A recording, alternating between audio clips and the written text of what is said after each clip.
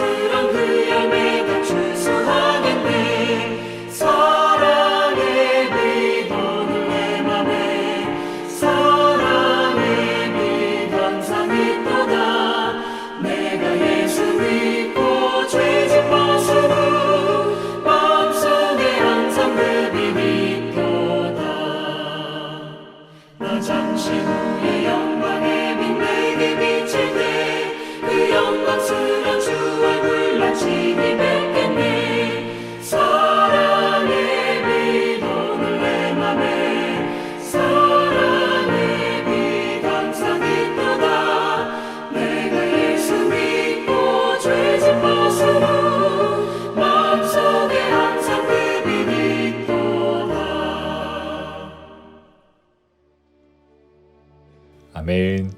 오늘 함께 나눌 말씀은 출애굽기 25장 23절에서 30절입니다.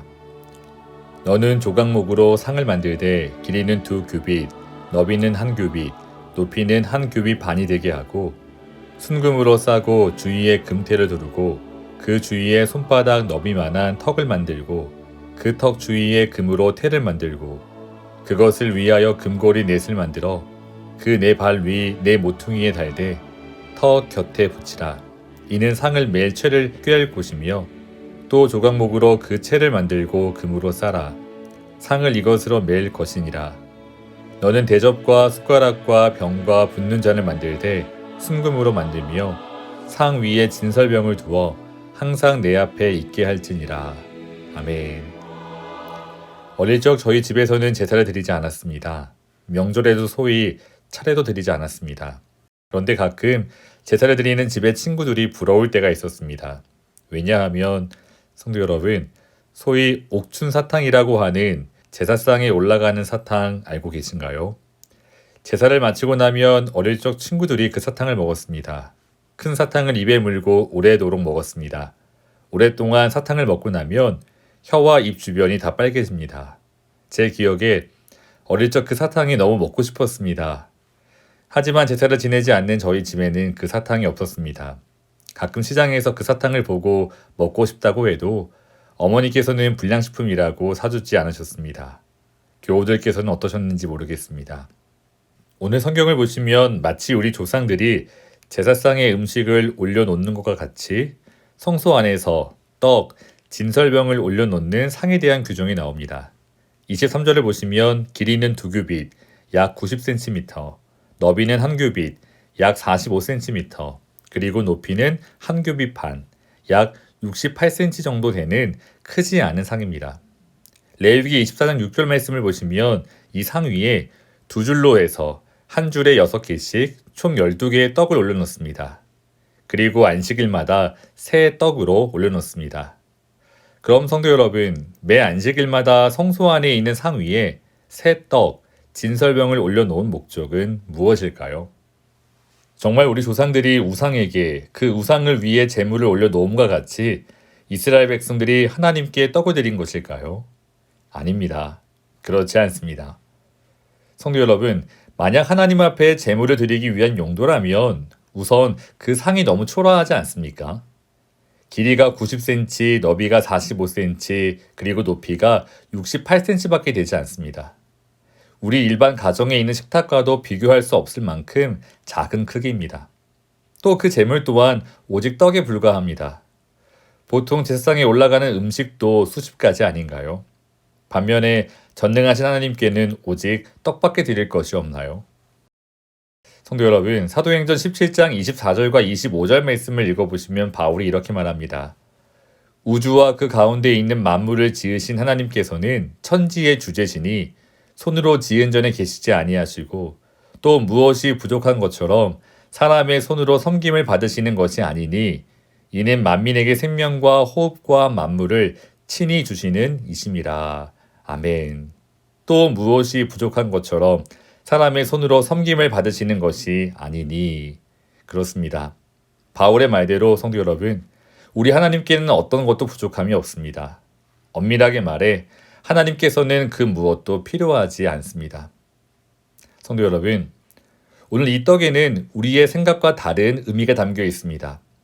그럼 이 성소 안에 늘 진설되어 있는 이 떡의 의미는 무엇일까요?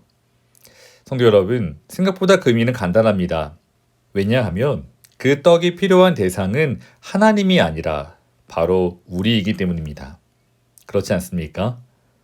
우리는 인생을 살아가는 데 있어 반드시 떡이 필요합니다. 그런데 그 떡이 어디에 놓여 있습니까? 하나님의 임재를 상징하는 지성소 앞에 성소 안에 놓여 있습니다. 우리의 필요가 하나님의 임재를 상징하는 지성소 앞에 놓여 있습니다. 그리고 오늘 읽지 않은 37절 말씀을 보시면 하나님의 임재를 상징하는 등잔대가 그 진설병을 놓은 상을 비추고 있습니다. 다시 말해 이 상 위에 있는 진설병은 하나님께서 우리의 모든 필요를 다 아시고 또 채워주신다는 믿음의 고백입니다. 그렇습니다.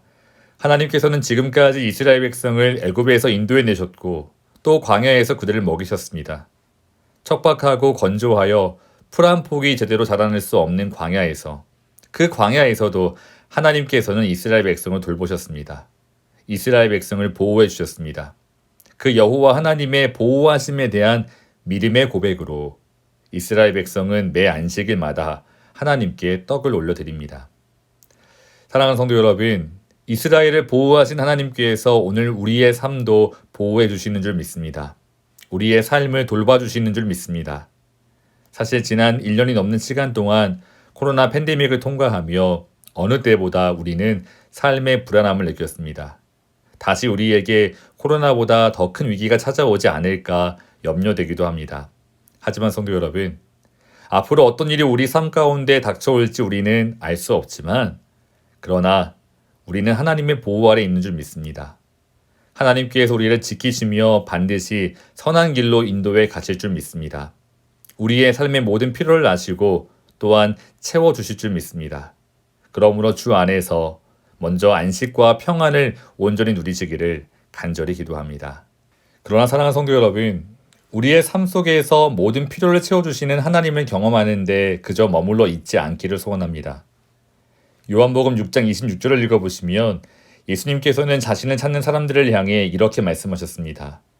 예수께서 대답하여 이르시되 내가 진실로 진실로 너희에게 이르노니 너희가 나를 찾는 것은 표적을 본 까닭이 아니요 떡을 먹고 배부른 까닭이로다. 아멘. 그렇습니다. 사람들은 그저 떡을 먹고 배부른 까닭에 예수님을 찾았습니다. 마찬가지로 오늘 우리도 그저 우리의 삶의 필요를 채우기 위해 하나님을 찾을 때가 있습니다. 하지만 성도 여러분, 우리가 인생을 살아가는데 진정으로 필요한 것은 오늘 하루의 떡이 아닙니다. 우리의 영원한 생명의 떡 되시는 예수님 바로 그분입니다. 예수님께서 이렇게 말씀하십니다. 요한복음 6장 35절을 보시면 예수께서 이르시되 나는 생명의 떡이니 내게 오는 자는 결코 줄이지 아니할 터이요 나를 믿는 자는 영원히 목마르지 아니하리라. 아멘. 사랑하는 성도 여러분, 하나님께서 우리에게 주신 최고의 선물은 바로 자기 자신입니다. 그럼에도 불구하고 오늘 우리는 다른 곳을 바라보며 우리의 삶의 만족과 행복을 찾고 있지는 않은가, 우리의 모습을 돌아볼 수 있기 원합니다. 말씀을 정리하겠습니다. 우리의 삶에 필요가 있다면 주 예수 그리스도의 이름으로 담대하게 구하시기 바랍니다. 예수님께서 우리에게 가르쳐 주신 기도에서 일용할 양식을 구하라고 말씀하셨습니다. 우리가 살아가는 데 필요한 일용할 양식, 우리의 필요. 성도 여러분, 하나님이 아니라면 누구에게 구하시겠습니까? 담대하게 우리 주 예수 그리스도의 이름으로 간구할 수 있는 우리 모두가 되기를 소원합니다. 그러나 그 일용할 양식을 구하는 데에서 더 나아가 우리를 창조하시고 죄와 사망에서 구원하시고 돌보시며 영원한 하나님의 나라로 인도해 가시는 삼위일체 하나님을 간구하시고 그 하나님과 늘 동행하시는 아름다운 복을 누리시는 우리 모든 나성하니 교회 교우들 되시기를 주님의 이름으로 축복합니다. 다 같이 기도하겠습니다. 사랑의 하나님, 날마다 우리의 필요를 채워주시고 돌보아 주시니 감사합니다. 하나님의 그 크신 은혜 앞에 늘 감사하게 하여 주시옵소서.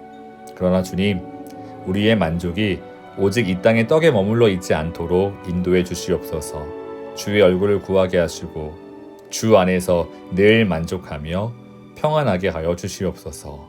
예수님의 이름으로 기도합니다. 아멘. 사랑하는 성도 여러분, 오늘도 주 안에서 승리하시기를 주님의 이름으로 축원합니다. 감사합니다.